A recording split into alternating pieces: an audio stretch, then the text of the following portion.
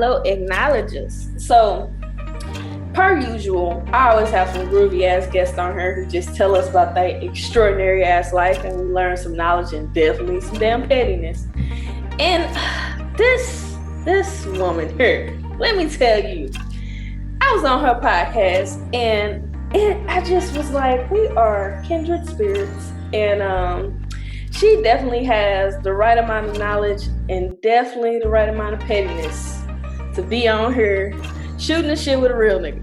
So, I didn't even say who the hell I was. So, I'm Diamond Sade for those who are just tuning in. I'm clearly out of order. And this is Knowledge and Pettiness, the podcast where we're full of knowledge yet equally petty. And this is my knowledgeable yet petty guest.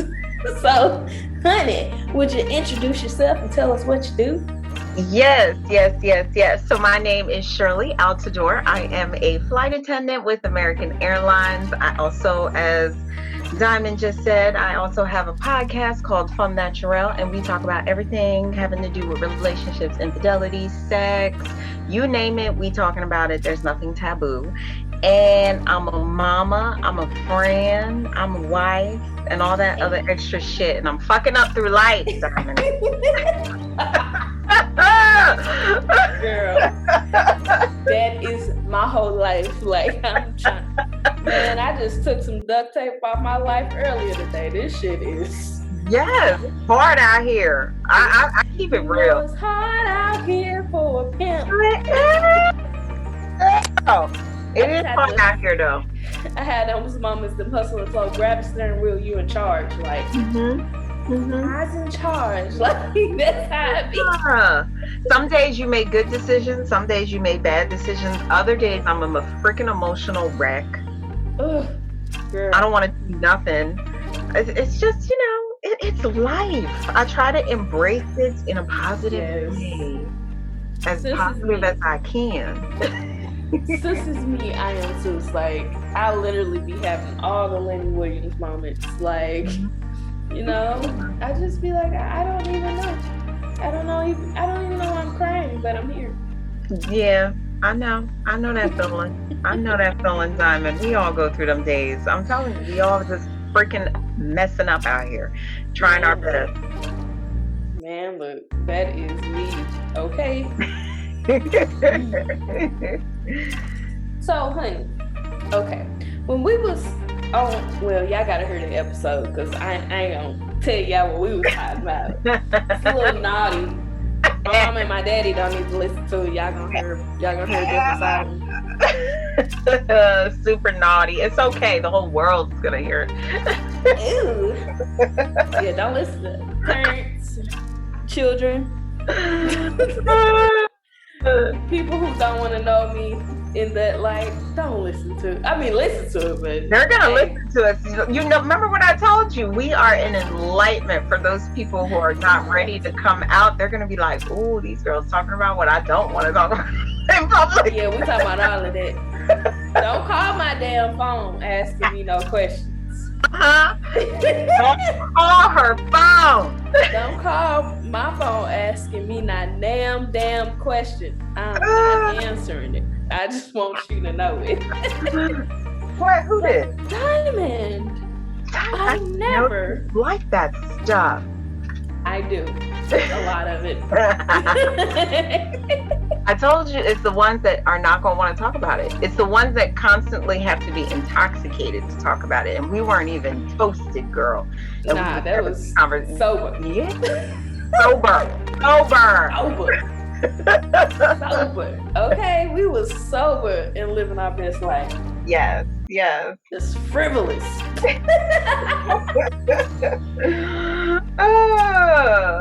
Oh my goodness. Okay, so Miss Flight Attendant, what is that like? Because in my fantasy world, like,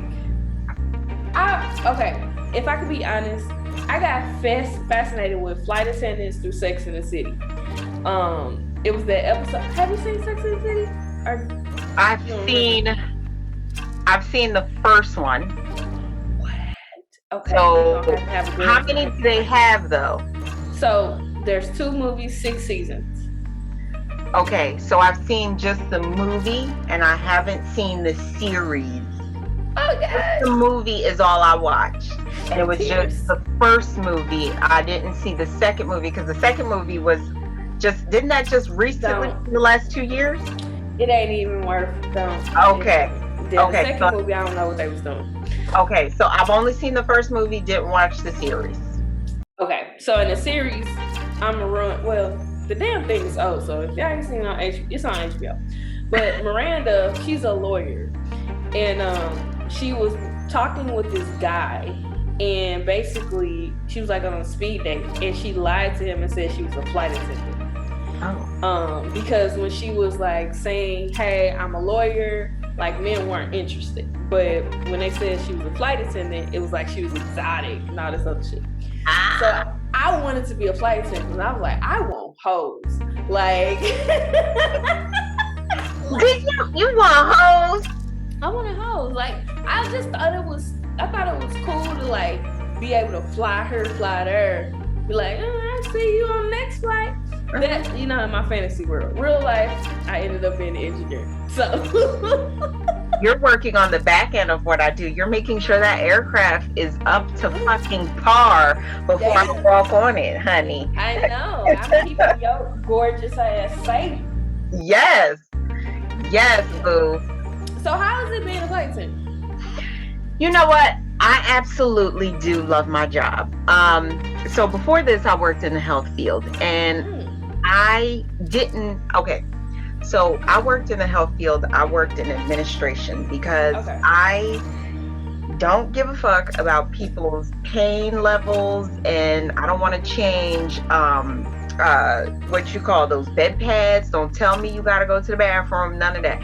So when the nurses needed help, because I was the one running the floor, I was the unit secretary.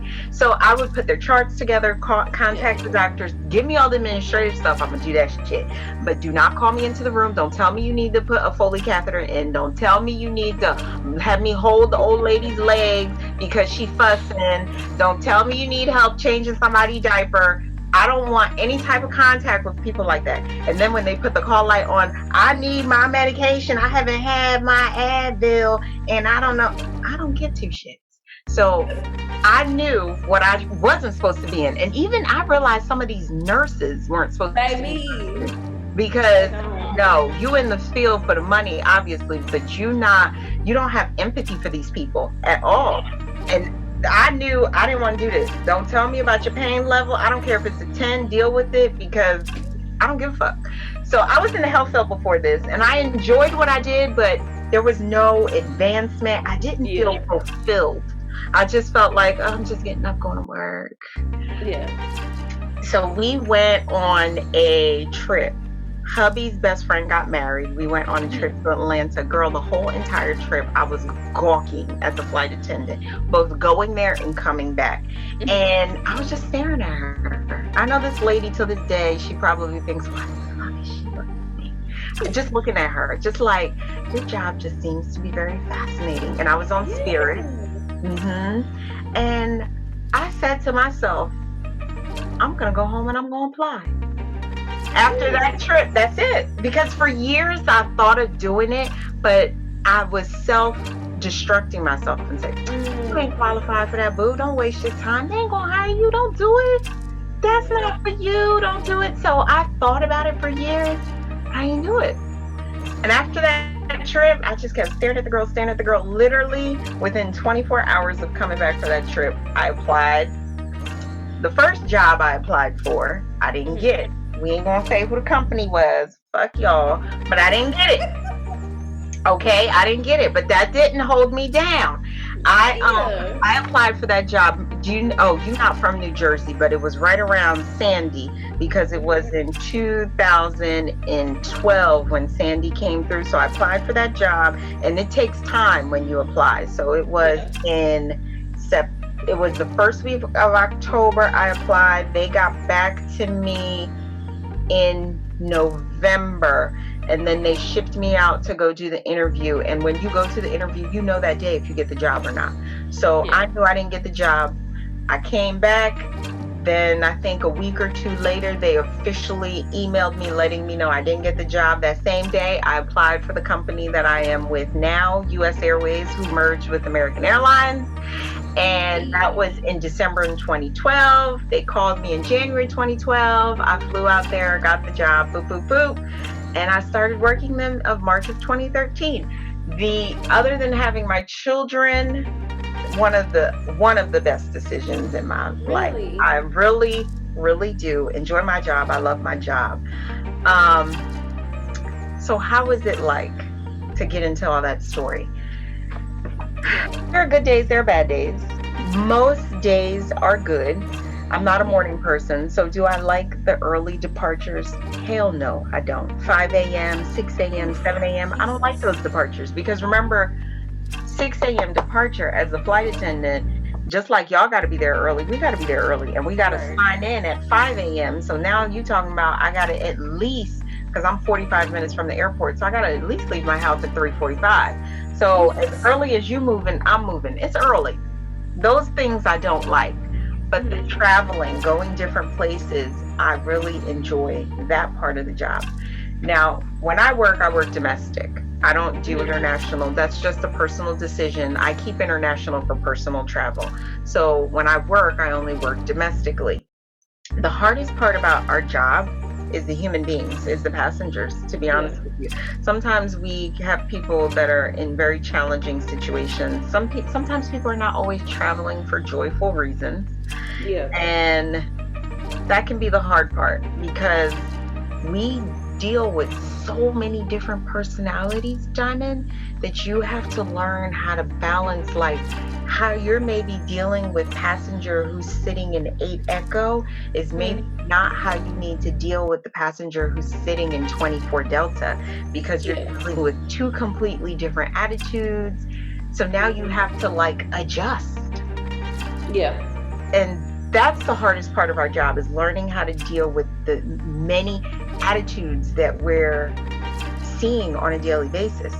I have one flight attendant, I see so many people, and we were boarding. He came up to me. Yeah. This is the 4th time I'm seeing you this month. What month are we in now? We're in May now. This was April. He told me this. Yeah. And I said, for real? I said, thank you for letting me know. I said, I have no idea who you are, but I appreciate you. Thank you. Appreciate it. You know, I don't remember him at all. We see so many people. Yeah. And I was like, and I said to him, I said, that's awesome for you to see me 4 times within 1 month. I could barely even run into my friends. Damn. So wait, when you fly out, are you staying? Like, how many flights do you do a day? Like, I always thought about that. So the maximum we are allowed is 5. Yes, it's 5. That is the maximum for the day is 5, with the minimum being, of course, none. Because there are trips that I had a 3-day trip where we had a 3-day trip. We had a trip the first day. We had 3 trips the first day, 2 trips on the last day. But the second day, it was just a whole entire day at the hotel. So you can, typically it's anywhere from 1 to 5 flights a day.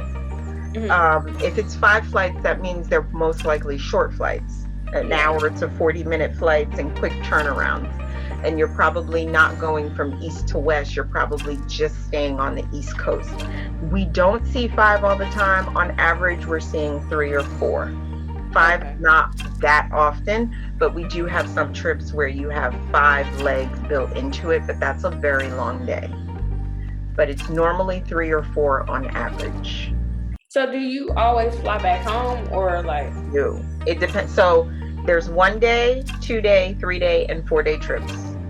I normally work 2 or 3 day trips. I just personally choose not to do 1 day trips.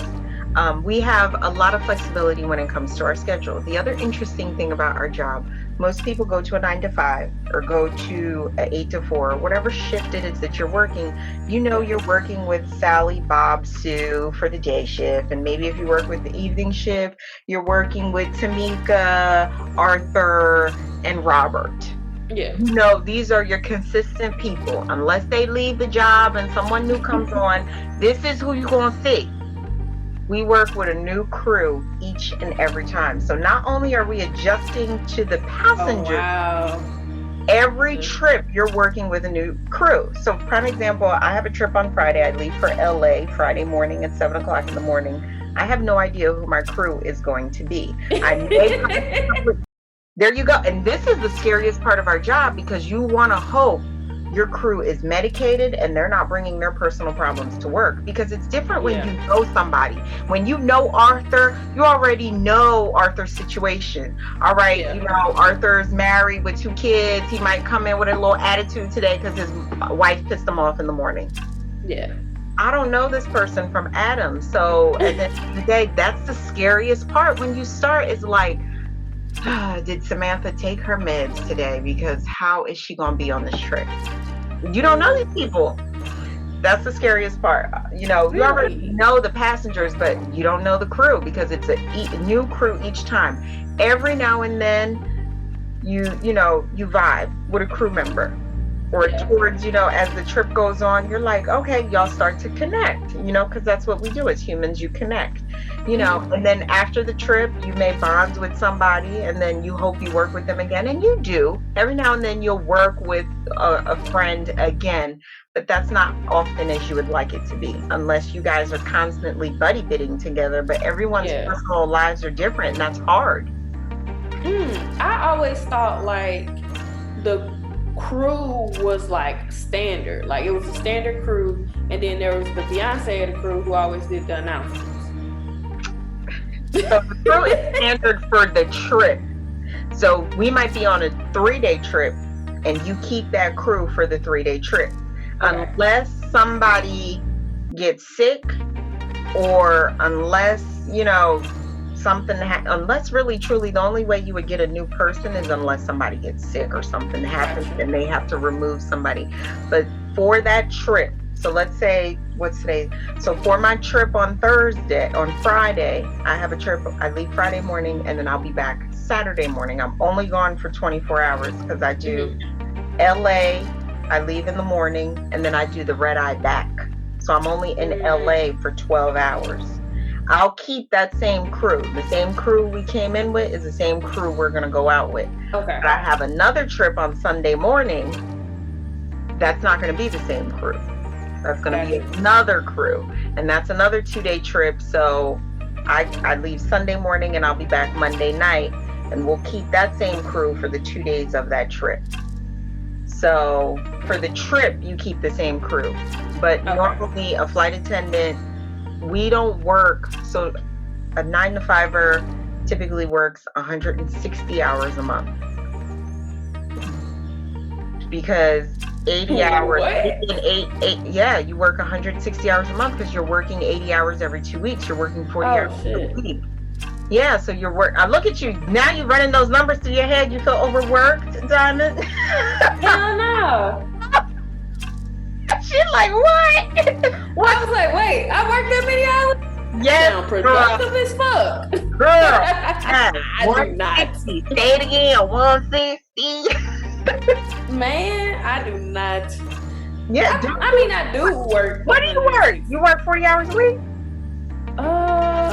Yeah, because our contract, so I'm a consultant, so we stick to our 40. But it don't feel like it. It just, that's what because I'm at home. Maybe, but even then, that you giving them 160 hours a month, because you figure 2 weeks you already get 80 hours. Yeah, 80 and 80 is 160, girl. And then that doesn't include overtime people do and all that stuff. The number goes up. We won't get none of that. You may get a 5-hour buffer, depending on now there are some clients that will hey, we expect 60 hours. Oh, okay. There are 60 hours for the week? Hell yeah. There's some consultants that I've heard that their client are expecting.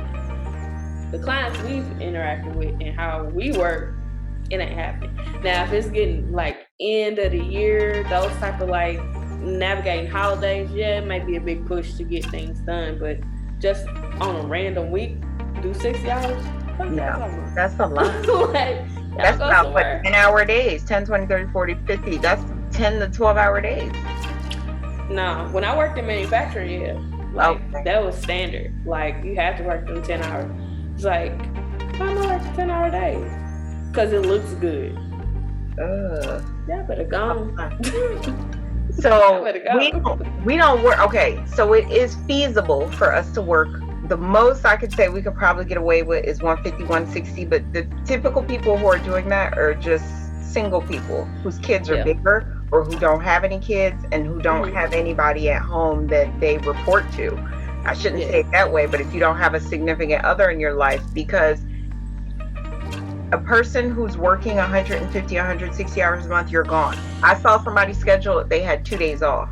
So that means you're living out of the hotel. So on average, for me, I only work 100 hours a month. Because 100 hours a month, that's equivalent to about 7 or 8 trips. And I still have, like right now, let me pull my schedule up. I think I still have 16, or I think I have 14 days off with that schedule. Yeah. So that's what our schedule is like. I forgot the question you had asked me of why we was even going into that. I'm just curious about like the lifestyle of it, because like I just really didn't know, like, do people just like live in and out of hotels? Like, do you always fly back home? Like, what is that life like? Because I don't know. It just seemed like this like, how can I explain it? Like the people that I know who are flight attendants, of course they are always everywhere, but it just seemed like they just never home, like ever. Yeah, because they probably work in high time, because in our industry, you can easily make 6 figures. 6 figures is very feasible as a flight attendant. Like me, who's working 100 hours a month, once we reach top pay, it's very feasible, like very doable for me to make over 100K. And we're talking about, I'm just working 100 hours a month. Like this month, I have 1, 2, 3, 4, 5, 6, 7 and a half trips, because I had a trip that led into the month, and I still have 16 days off. I have 94.47 hours, but I won't pick up any more because that's it. And that's why, but for those days, like, I know they won't be able to see my schedule, but for those days, I'm not home. You know what I'm saying? All the greens is where I'm not home. I leave and then I'm gone. I either come back the next day. I only have 2-day trips for the month. This month I only have 2-day trips. So that's action packed though. That's packed. But you figure a flight attendant who is single, solo, just her, just him, they can fill those 16 days up with trips. And that's why you don't see them. And they're like literally living, because you got to remember, I'm not paying for the hotel. My company is. I'm on company time. So when these flight attendants are in the, Atlanta, California, Oklahoma, Florida, they got friends, they got family, they meeting up. After we done work, it's free range. You do what you want. You're done your shift. You know what I'm saying? So that's why they're able to be here, be there, meet up with this, meet up with that, because I'm done work. That's it. So what's That's what I love about it, huh? What's your flight miles looking like? Can you put a couple of them on? That's the downfall. They took that away. I think after 9/11, a lot changed. Back in the day, at least with U.S. Airways, they used to have flight miles. They don't have that anymore. Girl, we would have enough to give away with the miles we put on every month. Can I get on the buddy pass? Like, I only give certain people my buddy pass. Let me tell you about them buddy passes, though, Diamond. Okay. First of all, I don't like everybody. Okay, I don't like everybody. I'm even very restrictive with my family and friends. And I tell them, people will be like, oh, Sherley, do you have a buddy pass? Why don't you continue to act like you don't know who the hell I am? Because if I didn't have this job, you'd figure out how you get to your destination. Okay, don't come to me with that. And these buddy passes are guest passes. They do know, and I have to tell people, you do know you were the last on, right? Like, you do know how this shit work. Like, the CEO ain't that stupid. And what, you think you just gonna walk on the airline, the first one on there? No, they ain't dumb. you are the last one on if there's a seat. You still got to pay. You are on standby. That's you stand by. Okay. Stand by. I only give buddy passes to people I like, and I tell them like, look, boo, if you get a cheaper flight, do it, because I mean, do you want a positive space or you want a questionable space? You tell me what you want. I have no problem working with you, but just know when you don't get on, don't contact me. Have plan B, plan C, plan D, plan E ready. Okay? And you know, and I always tell them, yeah, like you want to get on the first flight of the day. Because if you're not on that 6 a.m., 5 a.m. flight or whatever the time the departure is, you're taking big chances later on. And I suggest you leave 2 to 3 days before whatever event you have to attend, because you remember, I'm getting on. This is the briefing that I have to give. These people out here thinking like these buddy passes are like gold. And I gotta tell them, Diamond, like, honey, wait. I thought so too. When I first started, I was like, oh, this is great. We have passes we can give away. The flight attendants was like, girl, you ain't never done this before, have you?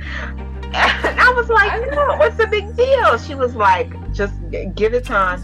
Just give it time. Just wait. You're going to see. Everybody and their mama going to ask you. And then they not even understanding what they really asking you for. Let me give you a brief description. So my family and I had a work event, and we went to we were in Texas, and you know where we were at? We were a really nice hotel. Shit, what was the name of it? It's a really nice high-end hotel. In Houston? In Houston or Dallas? Shoot me out some names. The only thing I think of, I hear the Drake. No. It's another big one. Really nice. It has a water park in there too.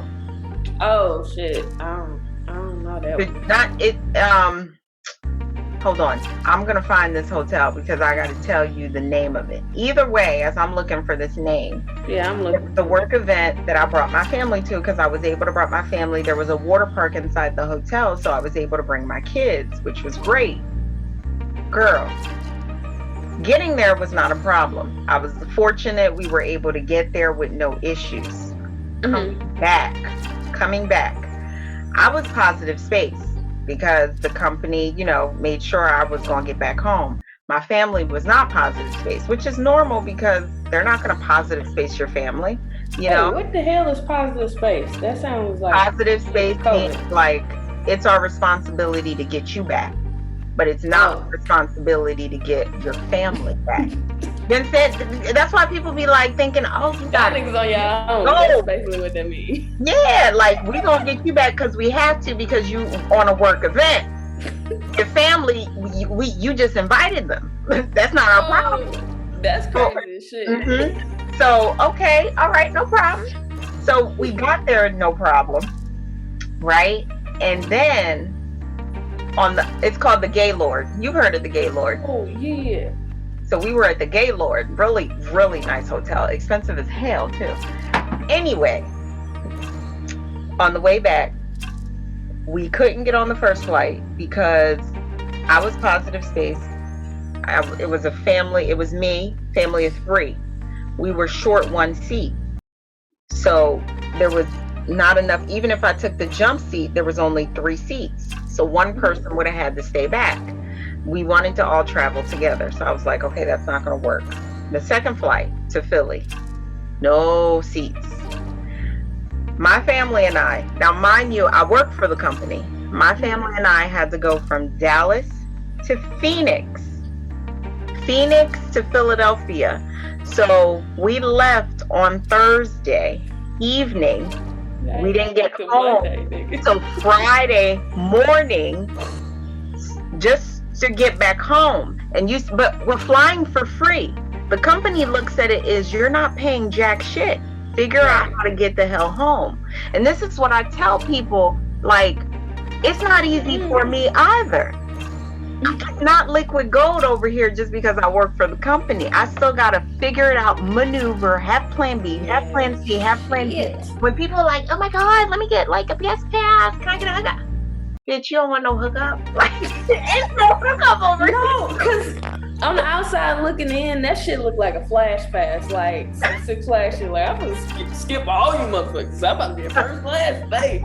Like, no, bitch, you was in the back of the coach. Like, You can, I mean, first class is possible, but remember, there's only if there are seats. So if it's a light flight, then it's beneficial. But I can't gauge that. And then people always think like flight attendants know it all, and we're like flight attendants, we're gate agents, we're mechanics, we're all type. I have to tell people, number one, I don't work in the airport. I work at 35,000 feet. So when you're telling me, oh, I'll be at the airport, okay, I don't work at the airport. I'm just there for a brief goddamn moment. I work at 35,000 feet. So I got to tell people that, like, okay, I mean, it's great. I might run into you, I might not, but I don't work at the airport. I'm not a gate agent. I got to constantly tell people that. People think that I know it all. Do you know when they doing free tickets, when tickets go on sale? y'all better call Cleo. Travelocity, Orbit.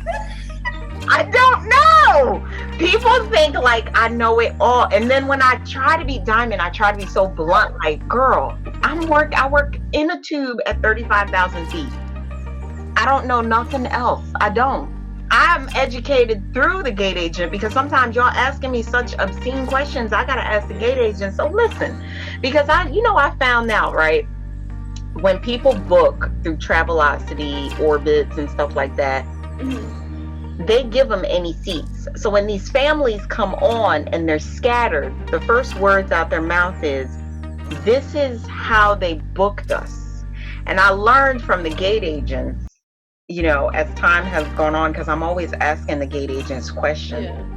She says, no, what happened is when you book through a third party, you give the third party the free range to basically place you whenever seat they want to. So this is why these families are not together, and people don't understand that, and people are quick to throw the responsibility on the company, and the first words out their mouth is, this is what American did. But if you actually talk to them and ask them, where did you book your flight? All of a sudden now it's flashing back, oh, I booked on Orbit. Okay, well, Orbits just put you anywhere. If you went to our site directly and paid the extra, you would have had the choice to choose your seats so your family can sit together. But you wanted a discount, so you went discount mode, and that's what you got. And I learned this over time when these families come on and they're like, I'm not sitting with my child. And this is where you want to be so cold, Diamond. And you knew this. Start right here. So, are you interested in changing your career, changing the trajectory of your life? Then you need to check out my website at diamondwilliams.me so I can help you with career coaching, mindset change, and of course, resume revisions. Let me help you flourish. Let me help you get what you need. Let me help you get what you want. I got you. Check me out. Knowledge and Pettiness has the tea on tea. So, what is Big Black Tea? Launched in October 2020 during COVID-19, Big Black Tea, a Guy brand, is one of the hottest tea brands in the world, brought to you by Guy, one of the hottest lifestyle brands in the world right now. So, why Big Black Tea? Big Black Tea's mission is to ensure that every member of the community and the world has a warm cup of tea to help them heal and recover and find a moment of euphoria. Influencers and leaders such as the CEO of LinkedIn, Melinda Hart, diversity and inclusion activists, and venture capitalists are some of the few leaders who are sipping the tea. So where can you purchase Big Black Tea? At bigblacktea.com. Make sure you use that referral code knowledge. When you booked it, so it's now my concern why. But I just have to say, okay, take your original seat and we'll work with you once we're done boarding. That's it. Because I can't be as cold as I want to be. I want to be such a bitch sometimes. I do. I do. You're like, I don't know what to tell you. That's what I wanted, but I tried to be understanding because I said, you know what, these people, either they really don't know, or they're either in front of me acting stupid and they do know because they've done this so many times. Yeah. And that's why I just say, okay, take your original seat and we will see what we could do. Because people have to understand, as flight attendants, we're not on a dictatorship here on the flight. You know what I'm saying? These people paid money to sit in the seat they're sitting in. Yeah. They do have an obligation to say, no, I don't want to move. And I don't think passengers realize that. And I try to always tell people, like, you can't pressure someone to move out of their seat. If they say no, they say no. But I think they think like, it's like, no, you're the flight attendant and you're going to make someone move so I can sit with my family. And no, this is not an emergency situation. I will make sure someone puts their seatbelt on, their seat is in their upright position. I have certain guidelines I need to follow that is mandatory, but playing musical chairs is not mandatory. No, it's so funny because like we went to Chicago and on our return flight, the flight attendant was like, hey guys, it's a father who was wanting to see if anybody could give up their seat so him and his daughter could sit next to each other. And nobody said shit. Like, nobody. You know, half the time, you know what? And then when you make a large announcement like that, you're not even in control of the situation because, like people don't have time. They don't care about that. You know what I'm saying? And especially, it's COVID too. It's COVID.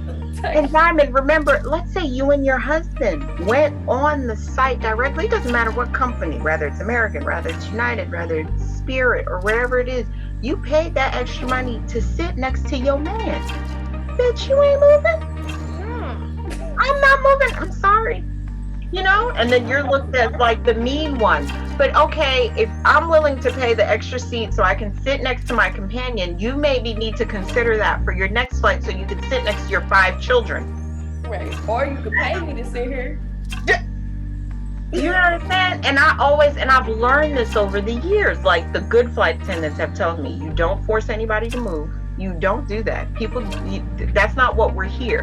Yeah. You know, because there are assigned seats. This is what they paid for, so this is where they sit. And if this is where they want to stay, they have every right to say no. They do not have to say yes to us to move for a family. I mean, if they choose to, that's great, but they don't have to. And this is what families need to understand when they come on like, I'm not sitting next to my daughter. But you knew this before you got on our plane and you did nothing about it then. Yeah. Adults not wanting to take on responsibility. Oh, don't talk about that. That is a steamy subject for me right now. You know that's how it is, but I mean that's what the life is. And then, you know, on the layovers can be fun. Layovers is nice because, like, I mean, in my situation, a lot of times I'm doing work while I'm working because I'm at the hotel and I'm either doing podcast stuff or I'm doing stuff for the blog. So I'm keeping myself busy. The other thing is I try, after the first 2 years, I spent a lot of money eating out. And I also spent money like unnecessarily. And I realized that I had to tell myself that I'm working. I can't be spending all this money because a typical person who's working a 9 to 5 is not going to be spending a ridiculous amount of money. But as a flight attendant, you have to have good budgeting too. Because Diamond, I can't be on every layover going out and hanging out every single time. I will be poor. Yeah. So sometimes you really gotta be humble and just stay in that hotel. Or if you do have a family that you could go to, that's great. You go to your families. Maybe if they're making dinner, that's awesome. You know, like for me, I bring my food. That's another reason why I choose not to travel internationally, because it's better for me to bring my food domestically. I bring my food. So on a 2-day or a 3-day trip, I bring food. The hotel can be expensive. Airport food is expensive. I'm a pescatarian. I'm very picky with my meal choices, and Yeah. I want access to my food when I want it, because I can heat it up on the airplane if I wanted to. Sometimes we're busy. We don't have time to go get food.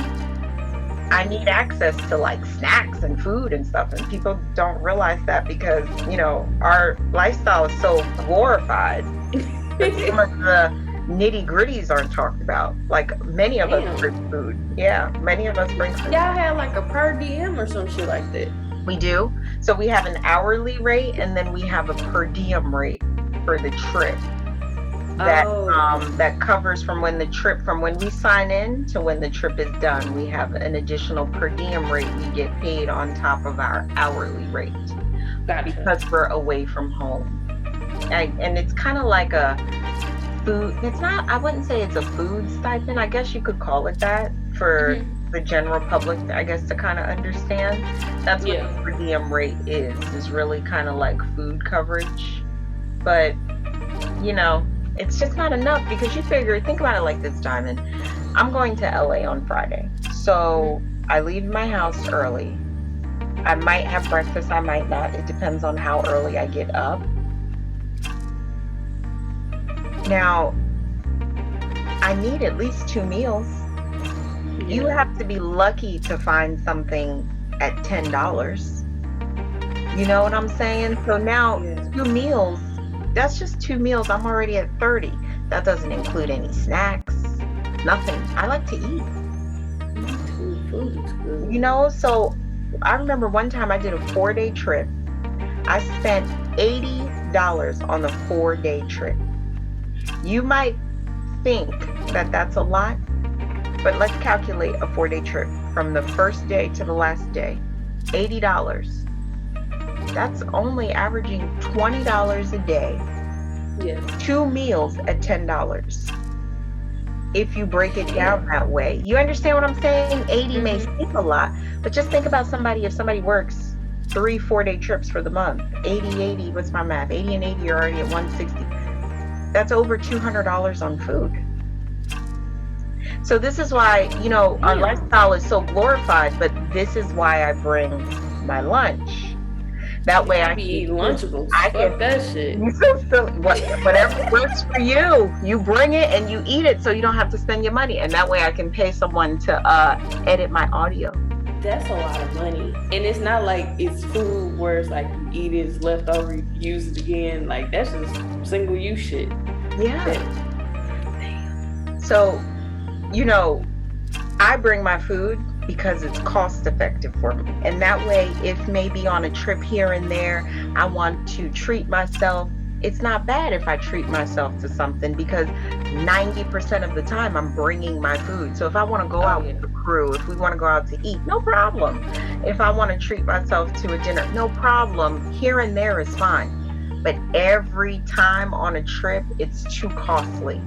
The first 2 years, I realized, like, this doesn't make any sense at all. I have to bring my food, because I'm not going to possibly even be able to save any money if I keep on spending like this, and then trying to figure out what I'm going to eat. I remember I was in Phoenix one time, girl, in the beginning of the job.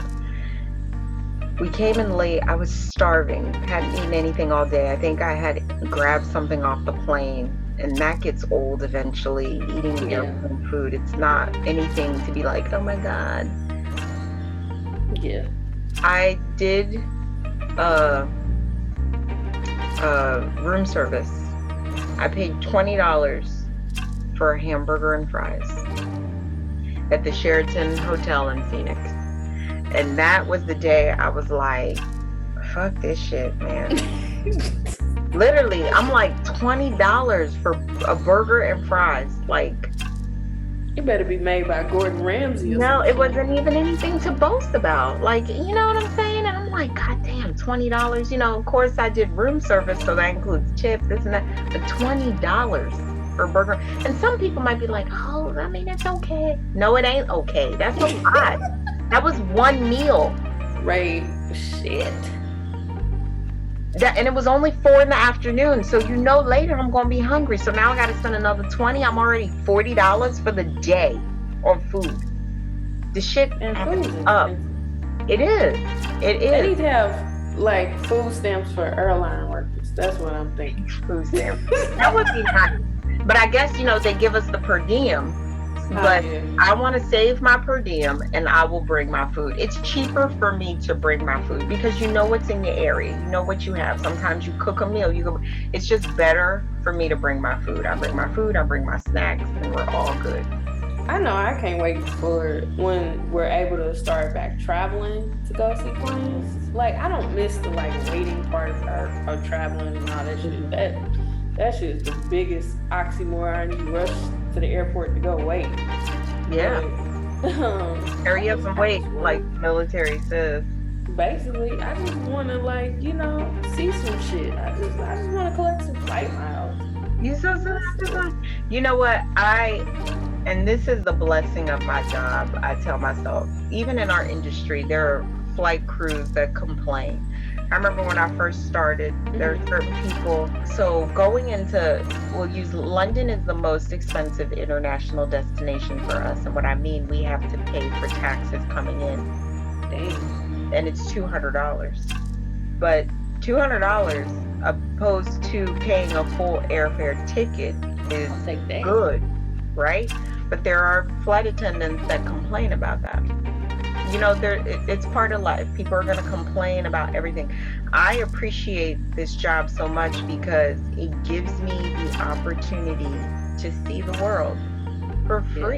Yeah.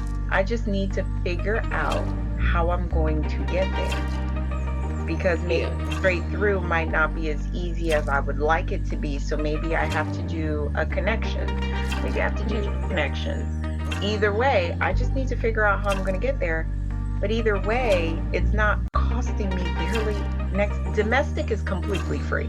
The only thing we ever pay for is international fees. And those are the differences. That's it. So it's like, what am I complaining for? First world problems. That's really what it is. I can't wait.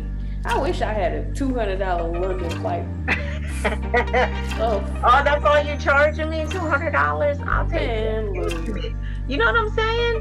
That just the fact that you're paying, don't have to worry about airfare. If you have a Marriott card or a hotel that you could get points from or something. Because the good thing is sometimes when we stay at these hotels, if you do room service, they can call and get their points added to their Marriott card. I don't know exactly how, because they don't have a Marriott card, but that is something you do. But then you'd have to order something because the company is paying for the hotel, so they're the ones who's getting the points, not you. You can't just say, oh, just give me those points that the company's racking up for this night. No, they're not going to do that. Damn. Yeah, I want the points. I know the points would be nice because then that would save us on hotels too. Right. You wouldn't pay for nothing. Nothing. No. So they gotta catch themselves. So I don't know if I want this flight attendant life no more because it just seems like I just want the flash pass for the travel. You just want to travel. You're not. That's the thing. People don't. And you know what? It's one of those jobs you either love it or hate it. There are people that come into this industry and realize, this is not for me. We move a lot. We're constantly moving. I am not robotic. I don't do well with the 9 to 5. To me, that's too robotic, too mundane, too structured. So that flight attendant life, even when I work in the health field, I had a very sporadic schedule. I needed the 7 to 3. I needed the 3 to 11. I needed the 12-hour. I needed the 16-hour. I wanted 3-4 days off. So my boss at that time, she was willing to work with me because I can't do that Monday through Friday, 8 to 4:30. But wait, hold a minute. Didn't you work in the military or something like that? So I was in the Army Reserve. I was in the Army Reserve from 2000 to 2008. But that was After I did basic training, it was 1 weekend a month and 2 weeks out the year. Oh shit. So I didn't work full time. I knew I didn't want that shit. You know why I went to the military? And I knew I didn't want that. I didn't want that shit. It was something different to try. It really was. And I will tell you, once we segue into that, even the military, you have to have tough skin. You have to be a certain type of person to be able to be ridiculed and yelled at and not take that shit personally. Because basic training is not for the weak at heart. A lot of people left because they couldn't handle people yelling at them and ridiculing them. Like, that's what basic training is. Like, how strong are you? We're gonna talk shit to you this whole entire time you're here. And you can't say nothing back? No! Are you crazy? If you want to get more trouble and get more shit spoken to, no, you can't say shit back. You keep your mouth shut and you say yes sir, no ma'am. Yeah, the military is not for the weak at heart. And you know, there are, like me and my one friend, oh my gosh, we were such rebels. We were rebels. That's why I told you when we first started, like, I wouldn't want my kids to do it. I feel like my daughter probably would do better because she has an attitude just like me. My son, I don't know if he wouldn't like that shit. I used to think like, man, I don't have no discipline. I should go to the military. But then I remember I got a mouth. Like, that shit is not gonna work out. And that's the thing. They'll put you out for that. Put me out? Uh-huh. Because you can't be disrespectful. No, that's my middle name. Yeah, I don't think I think you're just very assertive and people think I'm not. You're not assertive, Diamond? I find that hard to believe. No, like, girl, no. I literally was just talking to my therapist about that. So I have two modes, nice diamond or asshole. So like, I'm trying to figure out this hybrid life where I'm like, she calls it hybrid life. Where I'm nice, but I'm not telling people drink bleach. So it's like, where is that happy medium? I told my how do you think you would be dealing with the different personalities on the aircraft? Man, I don't know. Like, you have to have that hybrid life. I mean, girl, there are times where you have to know how to be sarcastic, but yet still be nice. That's why I'm telling you, like, when that family comes on and they'll be like, we're not sitting together. I want to say, bitch, you knew this before you got to me. Titty nigga. That's what I want to say. But Sherley has to reflect, and Sherley has to realize what's more important, my job or this dumb bitch. Okay, just take your seat and we will work with you. You know what I'm saying? Yeah. You gotta channel that other energy, girl. I'm literally trying because, like, I've been dealing with a person who, like, it is taking all of the armor of Jesus for me to not, like, pop off. And I'm trying to, like I'm working with my therapist on, like, okay, how can I be firm, say what I'm trying to say without, like, the Hulk coming out? Because that's basically where I'm at. I don't really have a middle, like, and I'm trying to learn what that looks like to have, like, this hybrid approach, because it's just like, it's either, oh, I'm sweet, I'm this, that, or it's like Northside St. Louis, like, hey, square up, meet me outside, what's up? Like, that's what it is. And, girl, when he get back, you wanna ask him? You know, like, I don't have a middle. So a lot of the times, like, I may play more to the passive side, because if that diamond is here, nobody wins. Like, nobody wins. Like, I'm gonna black the fuck out. I ain't gonna know what I said. I'm probably gonna end up fighting somebody. So, like, I like kind of go more passive to, like, keep myself from, like, going Hulk smash on niggas, like, for real. So I'm trying to learn, like, how do I still be nice, but be a couple steps before fighting people, like, or telling them steps before fighting people. That's a hard balance, managing those emotions. I get you. It's hard. Like, and trust me, I'm not perfect at it. There are there are days I've had to catch myself, and I've said some things where, like now, the last trip I worked, we were late because of weather, and I already knew, and I was number one. I was the lead flight attendant, and I knew people were already going to ask us about connections. So when we got in the air, I nicely said, so we are aware that we were late, and we were late because of weather. So that is completely out of our control. I know there are quite a few of you on here, and I said 35 to be exact because we knew the number. Yeah. That have connections that you have to catch. I'm going to let you guys know right now, we cannot contact the flight to let them know to hold it for you. So please don't ask us to do that. All right? The only thing we can do is when we land, we can have the people who don't have connections remain seated so you can try to make your flight. But there is nothing else we are capable of doing at this time to alleviate people. So I try to find that medium where I'm being as blunt and straightforward as I can with you, but still respectful. Yeah. So you think in a proactive way, like to mitigate you from going to like Hulk smash mode, or is it like, or can you be the same way being reactive to something? I think for me, it's the proactive way, because don't come asking me a whole bunch of nonsense questions. I cannot hold your flight. I cannot contact the gate. I don't have any magical powers.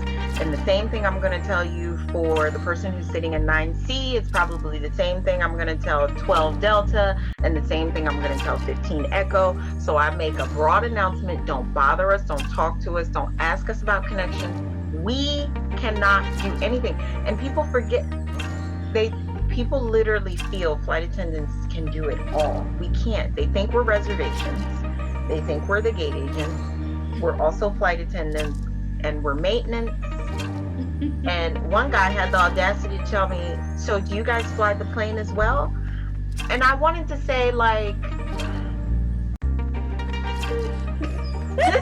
this is exactly how it was. It was a moment of silence, and I wanted to say, what type of fucking question is that? And I said, no, sir, we don't. That's it. No, sir, we don't. That's it. There was nothing else I could say, and I just continued to pick up trash. The questions that we get asked is like, and then you just have to tell yourself that, you know what? They don't know. They don't know. They just don't know, and it's okay. And I have to humble myself, Diamond, and just say, they don't know. Because obviously, if he really knew, he wouldn't ask such a question. I'm not a pilot. I'm a flight attendant. Like, yeah, I just, put the plane on autopilot, came back. Or we just take breaks, and we're just taking turns to fly the plane. I don't know what this man thinks. It's their turn to fly the plane. Yeah. I had to take off, but I got landed. Yeah. So, and it's one of those conversations, like, it's so pathetic, but, I try to tell myself, what did we learn in school? No question is a stupid question. So, the fuck ever. Diamond, this is why I humble myself, and I'm just like, no, sir, I'm not. And I just continue to collect trash. That's it. Trash, trash, trash. That's it. I need to stop saying that shit. There is dumb questions. I will tell you. There's some dumb ass questions. But that's a prime example of, you know what? You have to channel that hybrid, Diamond, and just go, you just give him that look like, what? Girl, the questions these people ask, the questions they ask. Couldn't imagine. I couldn't, because, like, even me, when I'm flying, I don't know if I just have an approachable face or some shit, but it's always, soon as I put these little white damn things in my goddamn head, somebody wants to talk to me on the fucking flight. And, like, that is, for me, that is my moment where I'm like, okay, what would Jesus do? Like, he said, what would Jesus do? On the cool, if I could be a buck, I'd be like, Bitch, don't you see these things in my ear? I don't give a damn if I'm listening to the sweet sounds of silence. If I got these in my ear, I can't hear you. Like, I cannot. Like, there have been people sitting next to me trying to have a whole ass conversation. I have nothing playing, and I would be like bouncing my head, because I don't want to talk to you. Yeah, I get you. And there are people out there that, like, just because I'm sitting next to you, you think I'm supposed to engage in like a full conversation with you. Many passengers will do that. Many. No. They look beyond anything you have on. They don't care. They're just speaking to you. Yeah, I have like like that same flight in Chicago. We were flying back to Houston. It was this white chick who we were sitting next to. So I was in the center, and AB was in the window seat. So she's like sitting next to me, and I started talking to her because I'm like, I gotta go to the restroom. Let me woo. So like we started talking, and she started telling me a little bit about her life. I did my false gesture of having a pseudo engaging conversation, and like I got like a 5-minute max of small talk. Like that's it. After that, I am thinking about grocery stores. Who killed John Benet Ramsey? Like, I don't give a fuck. Like, I don't. So she's just like talking to me, and we had our 5 minutes. Like, that's it. Then it gets to the 6 minute, and she wants to keep talking. So I'm trying to find a nice way to be like, I am now disengaging from this conversation because I just want to go to sleep, look at clouds, whatever. I like playing. So it just got to a point where I just like started playing with my phone and just like just shut that shit off. And isn't it interesting? Some people don't pay attention to body language. Like, even when you are trying to disengage and you're already turning, like, I'm already giving you negative listening skills right now. I'm looking at my phone. I'm not giving you eye contact. All negativity. Do you not even channel any of this? Because these are not good listening skills I'm giving you. I could not, man, like, don't get me wrong, I'm social, but I'm definitely more of an introvert, for sure. Mm-hmm. So when my socials, like, even when I travel with my friends, I will dip on them niggas if I am, like, socialed out. They know I will. And before I got drafted by Nigeria's Finest, like, nigga, I would just leave, and they like, oh, Diamond is recruiting Africans right now. You are damn right. Like, that's what I was doing. I know you enjoyed Sis Is Me Part 1, so you definitely got to tune in to Sis Is Me Part 2. Me and Sherley recorded for like 2 whole ass hours, so I decided to split the segment into 2 separate episodes so y'all wouldn't miss nothing. Let me tell you, the chemistry between me and this chick was off the fucking chain, and I couldn't think of a better way to end season 2 of Knowledge and Pettiness than having a dope ass 2-part episode. So tune in next week to get the other half. This has been another episode of Knowledge and Pettiness, where we are full of knowledge yet equally petty. Thanks for listening.